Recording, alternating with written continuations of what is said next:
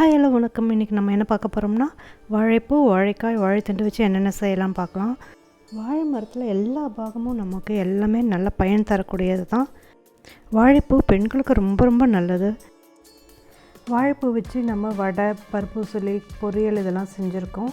இப்போ நம்ம வாழைப்பூ உருண்டை போட்டு புளிக்குழம்பு வைக்க போகிறோம். அதுக்கு நான் வாழைப்பூ பெருசு ஒன்று எடுத்துட்டுருக்கேன். வாழைப்பூவை க்ளீன் பண்ணுறதுக்கு நடுவில் இருக்க நரம்பு எடுத்துகிட்டு க்ளீன் பண்ணிவிட்டு நம்ம கட் பண்ணிவிட்டு மோரில் போட்டு வச்சுக்க போகிறோம். மோரில் போட்டு வைக்கலன்னா வாழைப்பூ கருத்து போயிடும். அதனால் நான் கட் பண்ணி வச்சுட்டு மோரில் போட்டு வச்சுருக்கேன். இது அப்படியே இருக்கட்டும். இப்போ நம்ம சின்ன வெங்காயம் எடுத்துக்கலாம். சின்ன வெங்காயம் எடுத்துகிட்டு நம்ம பொடியை நறுக்கிக்க போகிறோம். சின்ன வெங்காயம் தான் இந்த இதுக்கு நல்லாயிருக்கும். பெரிய வெங்காயமும் போட்டுக்கலாம். சின்ன வெங்காயத்தை நம்ம இதேமாதிரி சாப்பரில் போட்டு கட் பண்ணி வச்சுருக்கேன். இப்போ உருண்டைக்கு தேவையான கடலைப்பருப்பு எடுத்துட்டுருக்கேன். 1 கப் கடலைப்பருப்பை நான் 2 மணி நேரம் முன்னாடியே ஊற வச்சு வச்சுருக்கேன். ஊறிய கடலைப்பருப்பை நம்ம அரைச்சிக்க போகிறோம். நல்லா ஊறி வரணும். கடலைப்பருப்பு எவ்வளோ ஊறுதோ அவ்வளோ டேஸ்ட்டாக இருக்கும் இந்த டிஷ்ஷு. இப்போ நல்ல தண்ணியை வடிய விட்டுட்டு நாம் மிக்ஸி ஜாரில் போட்டுக்கிறேன். 2 காஞ்ச மிளகாய், 1 பச்சை மிளகாய், கொஞ்சமாக கருவேப்பிலை, தேவையான அளவு கொஞ்சமாக பெருங்காயத்தூள் போட்டு இதை அரைச்சிட்டு வர போகிறோம். இதேமாதிரி அரைச்சா போதும், குறைன்னு அரைச்சா போதும். ரொம்ப நைஸாக அரைக்க வேண்டிய அவசியம் இல்லை. இப்போ அரைச்சதை ஒரு கிண்ணத்தில் போட்டுக்கிறேன். அப்படியே நம்ம வாழைப்பூ மோரில் போட்டு வச்சுருக்கோம்னா அதை நல்லா பிழிஞ்சு எடுத்துகிட்டு போகணும். கொஞ்சம் கூட தண்ணியே இருக்கக்கூடாது.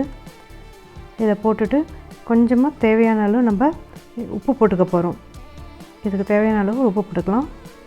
உப்பும் காரமும் உங்கள் சுவைக்கு ஏற்ற மாதிரி போட்டுக்குங்க. இந்த எல்லாமே ஒன்றா சேர்கிற மாதிரி நம்ம கலந்து விட்டுக்கலாம். இப்போ நம்ம கட் பண்ணி வச்சுக்கிற வெங்காயம் போட்டுக்கலாம். வெங்காயம் போட்டு அதையும் சேர்த்து ஒன்றா வர்ற மாதிரி கலந்து விட்டுக்கலாம். இது கடலைப்பருப்புலையும் செய்யலாம், கொஞ்சம் துவரம்பருப்பும் ஆட் பண்ணி நம்ம செய்யலாம். ரொம்ப டேஸ்ட்டாக தான் இருக்கும். இப்போது இதை நம்ம உருண்டை பண்ணி வச்சுக்கலாம். எல்லாத்தையும் உருண்டை பண்ணி வச்சுக்கலாம். இப்போ எண்ணெய் காய விட்டுருக்கேன். நம்ம உருண்டை பிடிச்சது ஒன்றா போட்டு பொரித்து எடுத்துக்க போகிறோம்.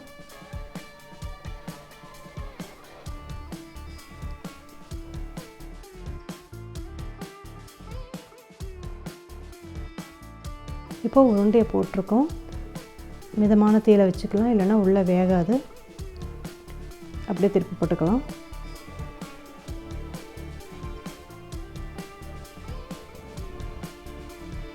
இதை இப்படியே கூட ஸ்நாக்ஸாக கூட, ஈவினிங் ஸ்நாக்ஸாக கூட குழந்தைங்களுக்கு கொடுக்கலாம்.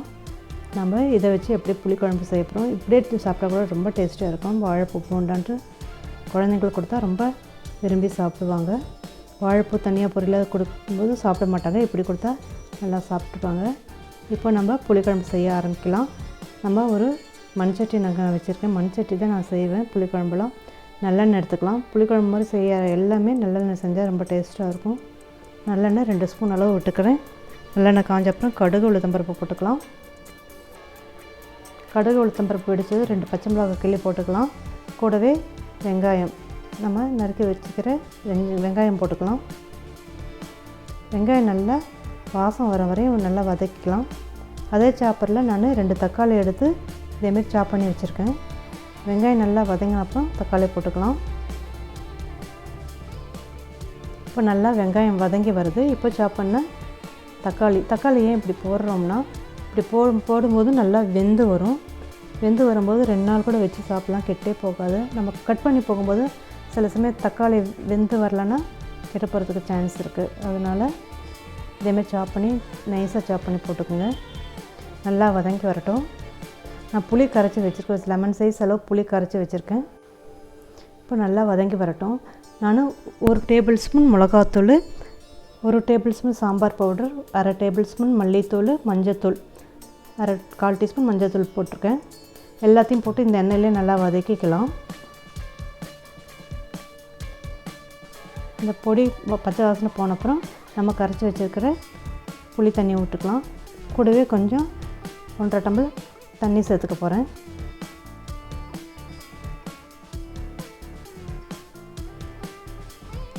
உங்களுக்கு எவ்வளோ தேவையோ தண்ணி சேர்த்துக்குங்க. நல்லா இது கொதி வரணும். 1.5 டம்ளர் அளவு தண்ணி சேர்த்துட்டுருக்கேன். இதுக்கு தேவையான அளவு உப்பு போட்டுக்கலாம். இப்போ கொஞ்சம் கருவேப்பிலை போட்டுக்கலாம் வாசனைக்காக. எல்லாத்தையும் சேர்ந்து கலந்து விடலாம். இது நல்லா கொதிக்கட்டும். இப்போ நல்லா கொதி வருது. 1 டேபிள் ஸ்பூன் அளவு நான் வெல்லம் போட்டுக்கிறேன். வெல்லம் எதுக்குன்னா உப்பு புளிப்பு காரம் எல்லாம் சேர்ந்து வரும், டேஸ்ட்டும் நல்லாயிருக்கும், அதுக்காக வெல்லம் போட்டு. இப்போ நம்ம அடுப்பை மீடியம் ஃப்ளேமில் வச்சுக்கலாம். நல்லா கொதித்து வந்து எண்ணெய் பிரிஞ்சு வரணும், அது வரை கொதிக்க விடலாம். இப்போ எண்ணெய் நல்லா பிரிஞ்சு வந்து பச்சை வாசனை போயிடுச்சு. இப்போ நான் கேஸை ஆஃப் பண்ணிடுறேன். இந்த மண் சட்டியில் செய்கிறதுனால ஒரு 5 நிமிஷம் அந்த ஹீட் அதிலேயே நல்லா வெந்து வரும், அதனால் 5 நிமிஷம் அப்படியே வச்சிடலாம்.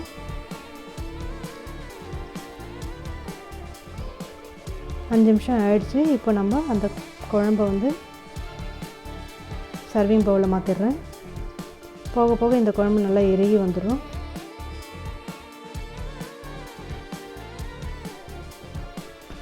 இப்போ இப்படி தான் இருக்கும். ஆனால் அந்த உருண்டையை போடும்போது நல்லா ஊறி வரும்போது இந்த குழம்பு நல்லா திக்காக ஆகிடும். இந்த உருண்டையை போட்டுக்கலாம். இப்போ உருண்டை போட்டாச்சு. ஒரு 5 நிமிஷம் ஊறினா போதும். நம்ம பருப்பு உருண்டை குழம்பு செய்வோம், அப்போ வந்து டைரெக்டாக போடும்போது ஊறதுக்கு கொஞ்சம் நேரம் ஆகும், ஆனால் இது சீக்கிரமாக ஊறிடும். இப்போ வாழைப்பூ பருப்பு உருண்டை குழம்பு ரெடி.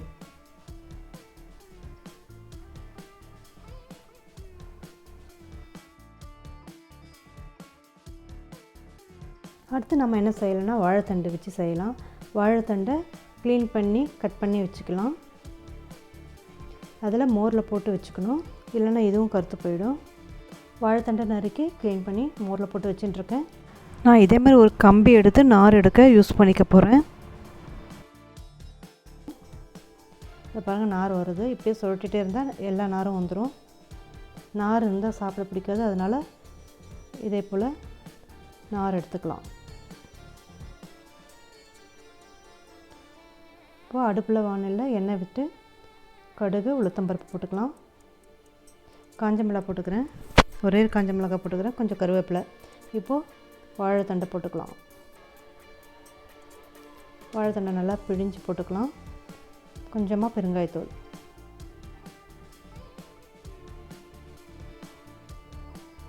இது அப்படியே பொரியலாகவும் சாப்பிட்லாம், கொஞ்சம் பச்சடியாகவும் சாப்பிட்றலாம். இதுக்கு தேவையான அளவு உப்பு போட்டுக்கிறேன். நான் 2ஆகவும் செய்ய போகிறேன். இது வதங்கிறதுக்கு ரொம்ப நேரம் எடுக்காது, ஈஸியாக வதங்கிடும். இப்போ பாருங்கள், நல்லா வதங்கி வருது. 2 நிமிஷம் தான் நல்லா வதங்கிடும். இது உப்பு நிறைய எடுக்காது, அதனால் பார்த்து போட்டுக்கோங்க, கொஞ்சமாக போட்டுக்கோங்க. இப்போ நான் 1.5 டேபிள் ஸ்பூன் தேங்காய் போட்டுக்க போகிறேன். உங்களுக்கு தேங்காய் விருப்பம்னா இன்னும் கொஞ்சம் போட்டுக்கலாம். நல்லா வதங்கி வருது, அதனால் தேங்காய் போட்டோன்னே ஆஃப் பண்ணிடலாம். நான் ஆஃப் பண்ணிட்டேன். இப்போ வாழைத்தண்டை பொரியல் ரெடி. இது வந்து கிட்னியில் ஸ்டோன் இருக்கவங்களாம் சாப்பிட்லாம். வாரத்துக்கு 2 தடவை 3 தடவை சாப்பிட்லாம். ஜூஸாக குடிக்கும்போது கொஞ்சம் கஷ்டமாக இருக்கும், இப்படி சாப்பிட்டா ரொம்ப நல்லாயிருக்கும். வாழைத்தண்டை எப்படியாவது சேர்த்துங்க. இந்த சம்மருக்கு வாழைத்தண்டு ரொம்ப நல்லது. வாழைத்தண்டு ரொம்ப நல்லது, அது எப்படியாவது ஒரு வகையில் சேர்த்துக்குங்க. வாழைத்தண்டு பொரியல் இப்போ செஞ்சாச்சு.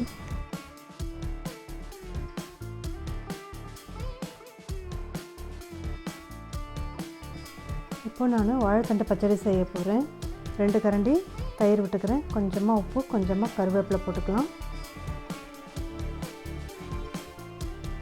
வாழைத்தண்டை பொரியல் செஞ்சுருக்கோம்ல, அதை எடுத்து அப்படியே தயிரில் போட்டுக்க வேண்டியதுதான். இது கொஞ்சம் கருவேப்பிலை போட்டுக்கலாம். பொரியலாக பிடிக்காதவங்க இப்படி பச்சடியாக செஞ்சு சாப்பிட்லாம். சம்மருக்கு ரொம்ப ரொம்ப நல்லாயிருக்கும், நீர் சத்து ரொம்பவே கிடைக்கும். இதேமாதிரி பச்சடி செஞ்சு சாப்பிட்லாம். வாழைத்தண்டு பச்சடி ரெடி. அடுத்து நம்ம என்ன பார்க்கலாம்னா வாழைக்காய் வச்சு என்ன செய்யலான்னு பார்க்கலாம். வாழைக்காயை நறுக்கி வச்சுக்கலாம். வாழைக்காய் எரிசரி தான் செய்ய போகிறேன். வாழைக்காய் இதேமாதிரி நறுக்கி வச்சுக்கலாம். நறுக்கி வச்ச வாழைக்காயை ஒரு வானலில் போட்டுக்கலாம். கொஞ்சமாக மஞ்சள்தூள், 1 டீஸ்பூன் மிளகாய்த்தூள் போட்டுக்கலாம். 2 பச்சை மிளகாய், இதுக்கு தேவையான அளவு தண்ணி விட்டு வேக வச்சு எடுத்துக்க போகிறோம். இது ஒரு சார் எல்லாத்தையும் கலந்து விட்டுக்கலாம். இப்போ இதுக்கு தேவையான அளவு கொஞ்சமாக கருவேப்பிலை போட்டுக்கலாம். இது நல்லா வெந்து வரணும்.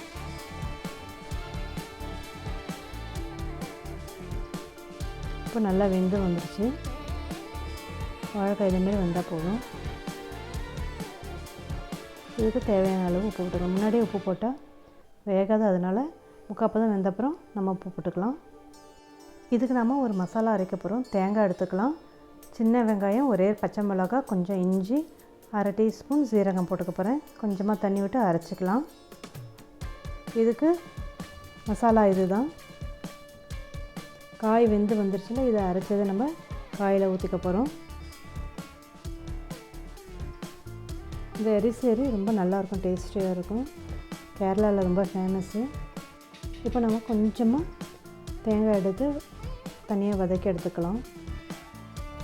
தேங்காய் இப்படி தனியாக வதக்கி போடும்போது ரொம்ப வாசனையாக இருக்கும், நல்லாயிருக்கும் டேஸ்ட்டு. மீடியம் ஃப்ளேம்லேயே வதக்கி எடுத்துக்கலாம். நல்லா செவக்க வறுத்து எடுத்துக்கலாம். இதிலே கொஞ்சம் கருவேப்பிலை. இப்போது 1 டீஸ்பூன் இதில் போட்டுக்கலாம். அதுக்கப்புறம் நம்ம இறக்கி வச்சப்பறம் மேலே 1 டீஸ்பூன் போட்டுக்கலாம். அவ்வளோதாங்க, வாழைக்காய் எரிசரி ரெடி. இப்போ நம்ம சர்விங் பவுல் மாற்றியாச்சு. வதக்கி வச்ச தேங்காயை கொஞ்சம் மேலே போட்டுக்கலாம். சுவையான வாழைக்காய் எரிசரி ரெடி.